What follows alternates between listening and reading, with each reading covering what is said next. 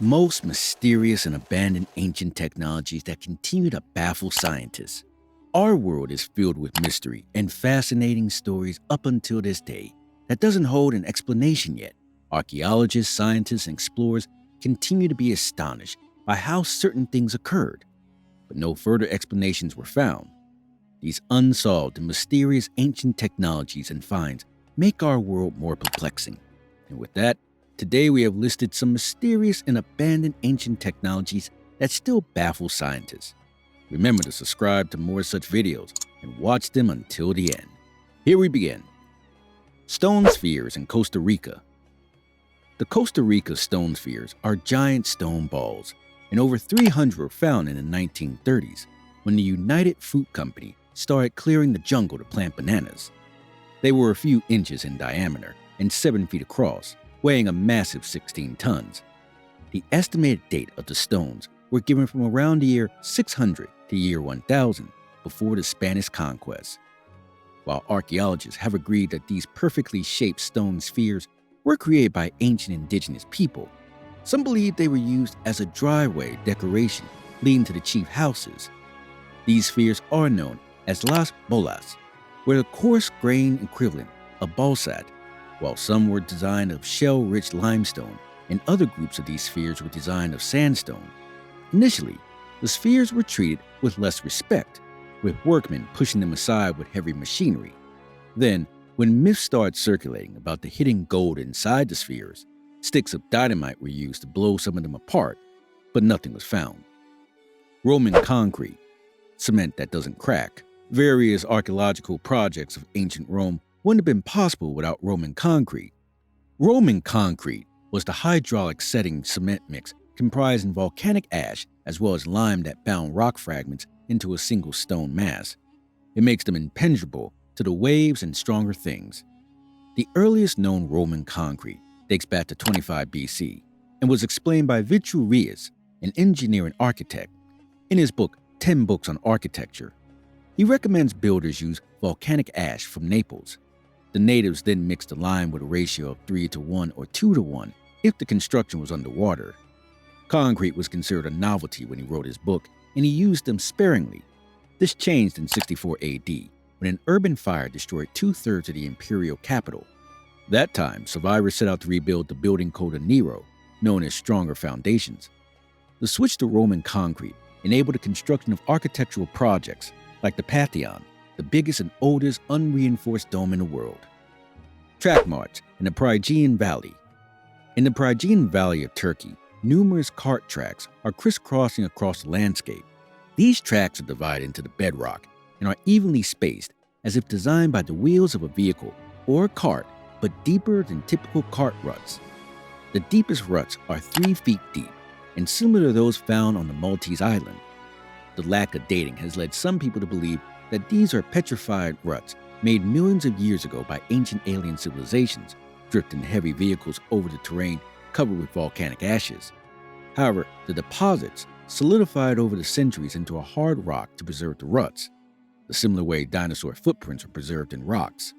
Research shows that the earliest roads appeared in the Hittite Empire from 1600 BC to 1178 BC. After some years, paths were cut into the soft rock by local tribes and Phrygians, then eventually became part of the Roman road network. The tracks covering Phrygian Valley are older than the Hittite Empire, but not by millions of years. A study showcased that these were created by agricultural purposes instead of roads around 5,000 years ago. The researchers also believe that the furrows were drainage lines and the area between them were crop beds or golden beds. Because the region was arid, the furrows were dug within the bedrock to retain water and soil. A cosmic clock before Copernicus. The clock's mechanism was discovered off the coast of Antikythera, the small Greek island between Crete and Kythera. The discovery occurred in 1901 when divers searching for sea sponges stumbled on a deposit of sunken wreckage from classical antiquity.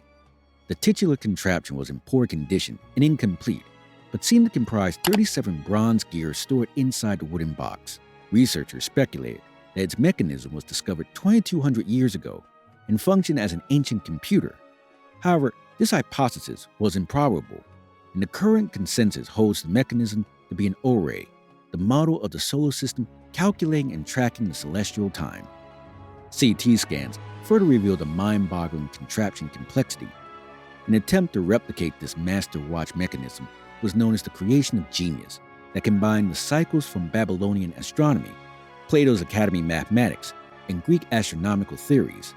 This clock could calculate the elliptic longitudes of the sun and the moon, the phases of the moon, and more.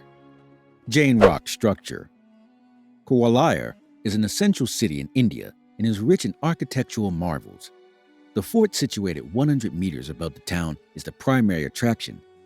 Jain temples create a unique monument group within the fort's area, including Gopachal rock cut and Siddhachal cave monuments, the two areas with various Jain statues that were also destroyed by Islamic invaders.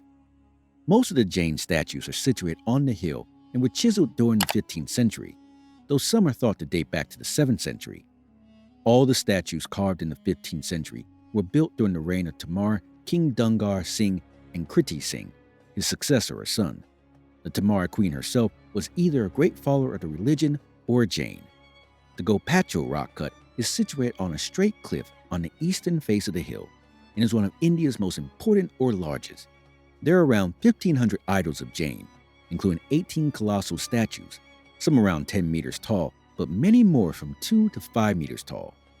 They are dated to be designed earlier than Siddhachal temple caves, which are the structural formation of monumental statues, as well as a depiction of Jain legends through various reliefs created flawlessly on the rocks. These caves have around 30 Jain temples in the fort, and monuments include small reliefs on the walls, caves, and 22 colossal statues. The most massive of them is the Rizhalhanatha, which is 57 feet tall. Though the destroyed statues and monuments seem incomplete with their formation, their beauty is unfathomable. The inscriptions found near them date them from 1400 to 1453 CE. Both the monuments were desecrated and defaced around 1527, when Babur, the Mughal emperor, ordered them destroyed. Babur also explained that they had hewn the solid rock structures that were perfectly naked, without a rag to cover the genetic parts. He said that the place was so pleasant, where these rocks were situated, and the idol figures had faults, so he had them destroyed. Later, the Jain community restored most of the statues by adding stucco heads over the damaged idols. What color is the Lycurgus cup? The Lycurgus cup is a mysterious thing that is one of the first to implement nanotechnology throughout history.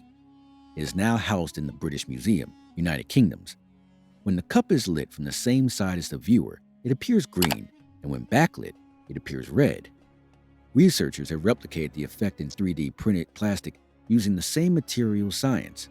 Modern science has demonstrated how advanced the process behind its manufacture were, even if it's doubtful whether the manufacturers realized the explanation for the optical qualities of the cup.